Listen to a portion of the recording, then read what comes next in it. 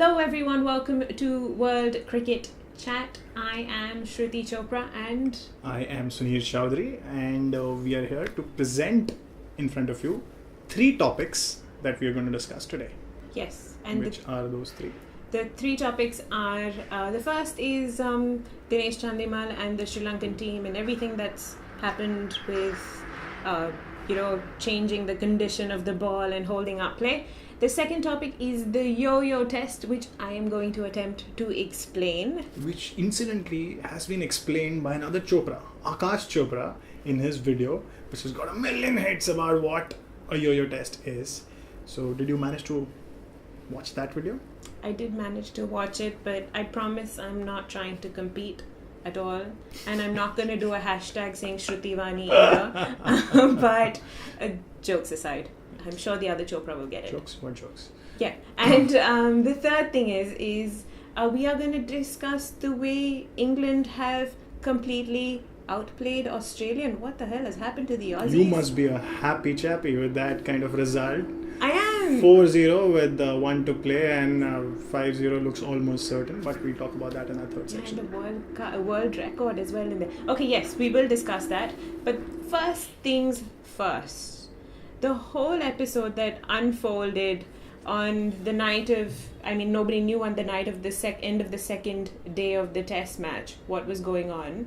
But it's the third morning with Sri Lanka playing West Indies, where when they were awarded 5 penalty points, the West Indians were awarded penalty runs. Sorry, I'm in the sort of World Cup football mode. Yeah. Apologies.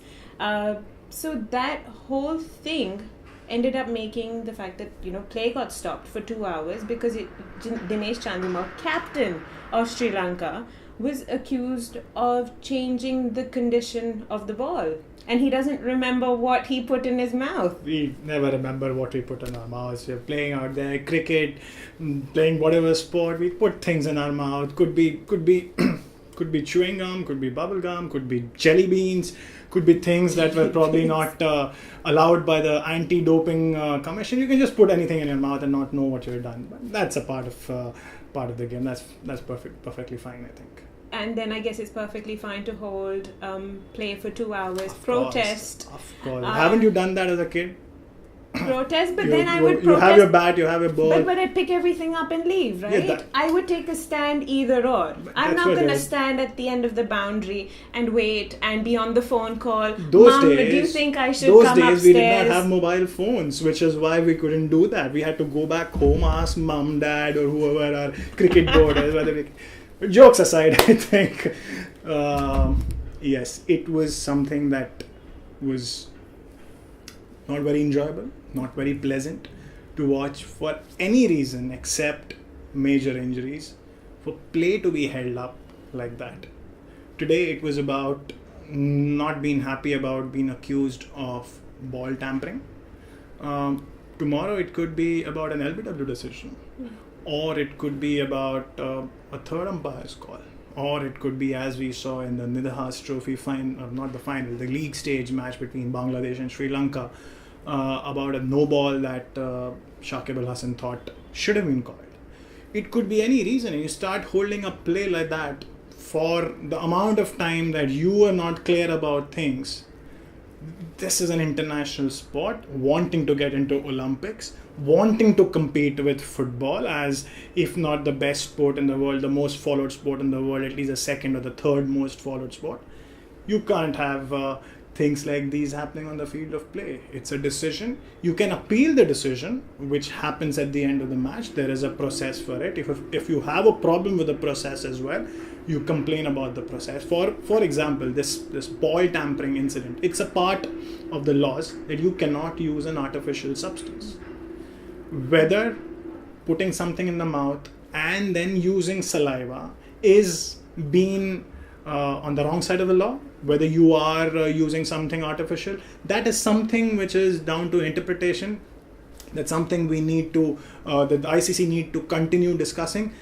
having said that, what I would probably want is for ball tampering in a way to be legalized, but that's not the part of this discussion.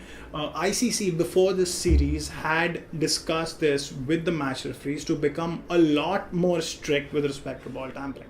After what happened in South Africa, they did not want any ambiguity about what constitutes ball tampering. They made it very clear to both the captains that this is what we expect.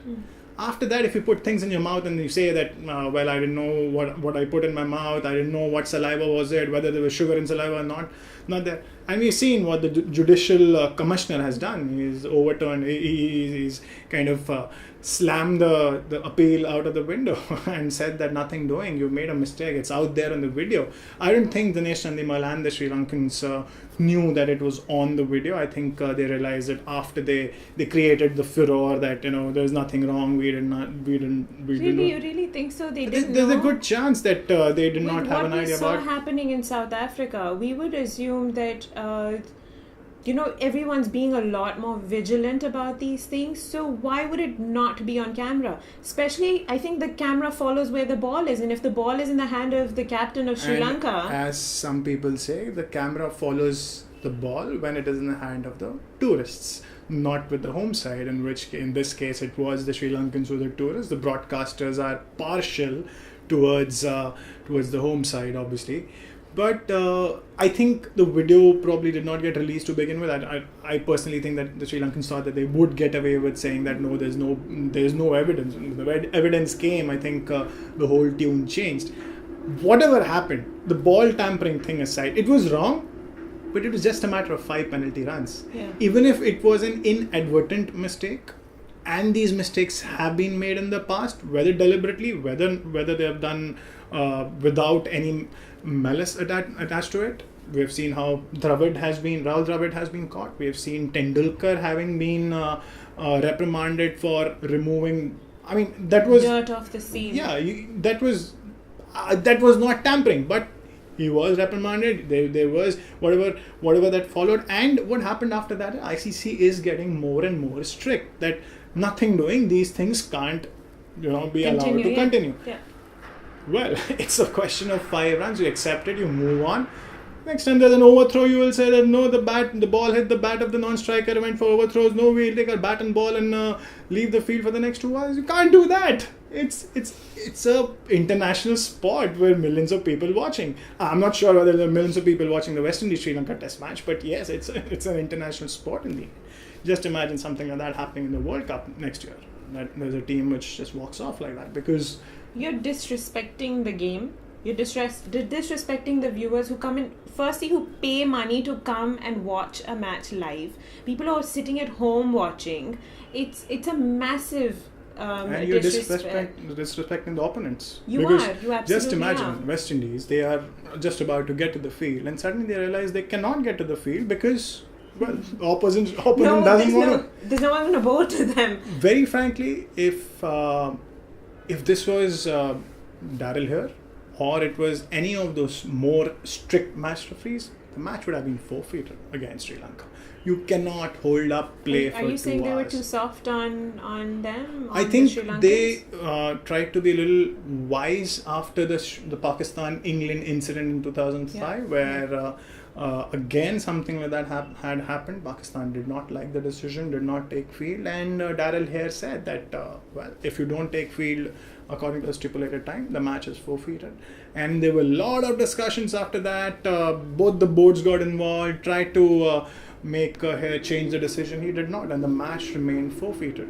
So I feel once it got to a stage 10-15 minutes down the line where there was a lot more clarity about what has happened and Sri Lanka still continued to protest, the match should have ended then and there itself. I actually totally agree with that because I feel that because you've disrespected the game, it's no fun to watch. You either play or you don't play. You don't hang around. And they decided to hang around, and you can't really get away with stuff like that. I don't think they did not want to they didn't want to not play. What they wanted was to show a sign of protest, that they were protesting a decision. You can't protest this.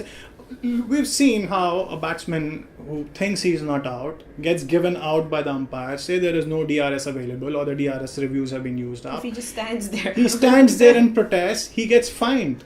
You're protesting a decision for a period of 2 hours, making people wonder. Everyone's wondering whether the match will go on, not go on, whether Justice was served at the end. I mean, Sri Lanka lost those 2 hours in the beginning because of their own silliness.